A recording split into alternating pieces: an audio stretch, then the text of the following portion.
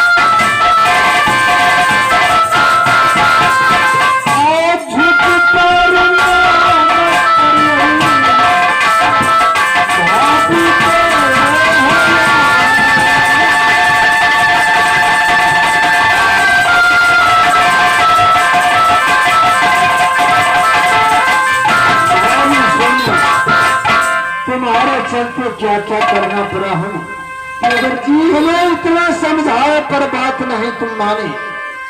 मैंने कहा था भाभी पहले मैं झूला लगवा देता हूँ मोहब्बत के अंदर, या दुष्ट को मेला पर नहीं जाओ किला किला दुश्मन बसता। लेकिन देखा यही ज्वाला सिंह तुम्हारे पलंग सहित राज पाथर में ले आया। भाभी अगर तू झूला झूलने नहीं आती ये ज्वाला सिंह नहीं पहुंचता वहां।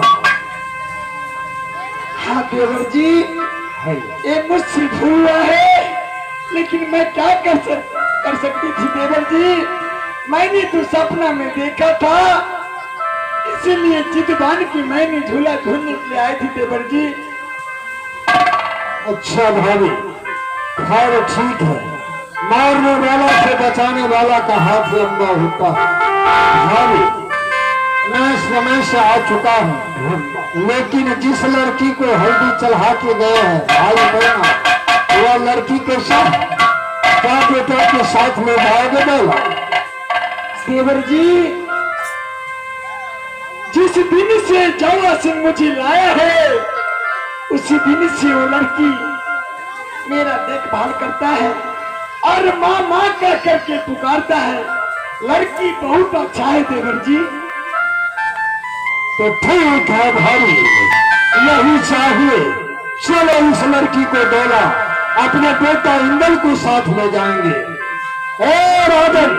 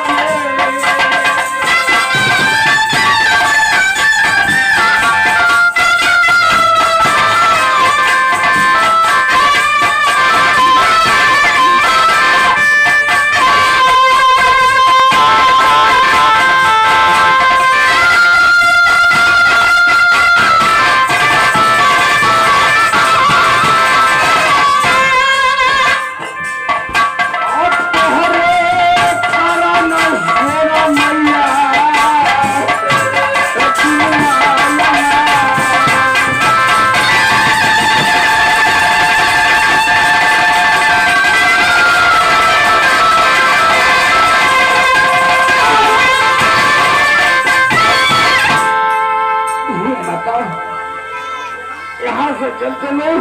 कैसे तुम यहाँ फंस गए हो? चाचा जी, चाचा जी बहुत मदद किया है माँ। बबुआ तुम चिंता मत करो, अरे मेरे विधि में यही लिखा था, जो लिखा था वो हो गया है बबुआ। अब चिंता मत करो, तुम्हारा साथ में चाचा आनी देव रुदल सिंह है, चिंता मत करो। आप चलिए यही सोना मैया हमारा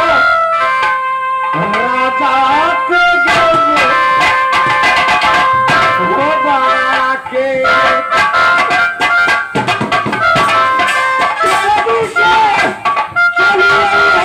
मैया जी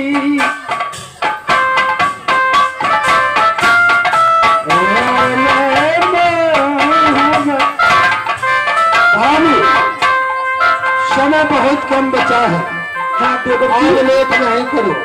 चलो तो राधन जल्द अपने लड़की को विदा करो और सिंदूर दान करवाओ।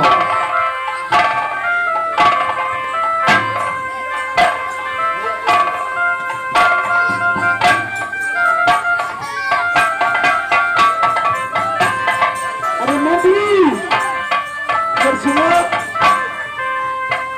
तुम्हारा मालिक बहुत बदमाश है, लेकिन तुम्हारा गांव में लड़की नहीं जन्म मिला। क्या कोई आदमी नहीं है तुम लोग को गांव में मिला नहीं है?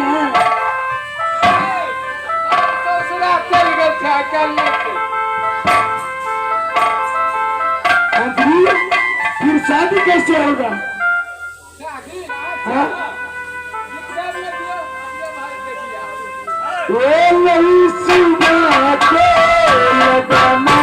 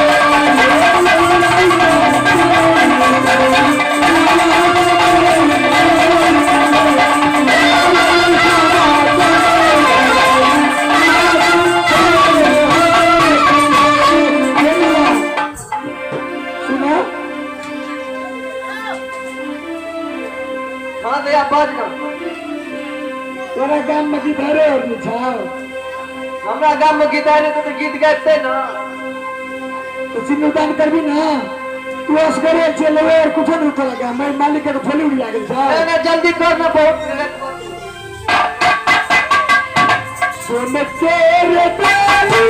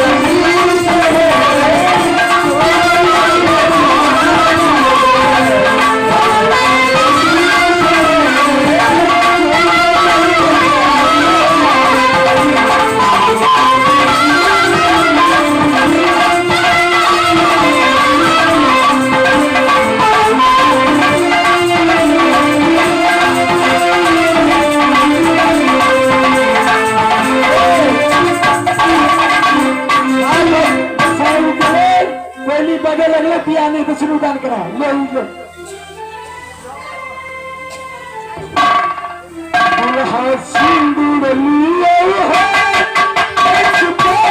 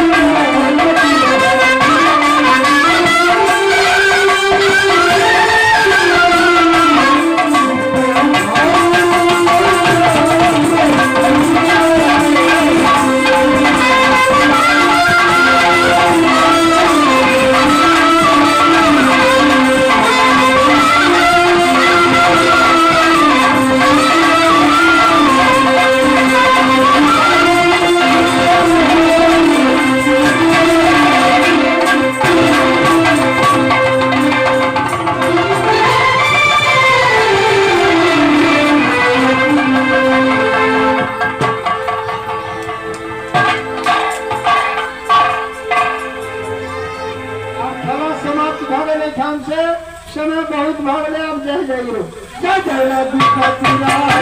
जय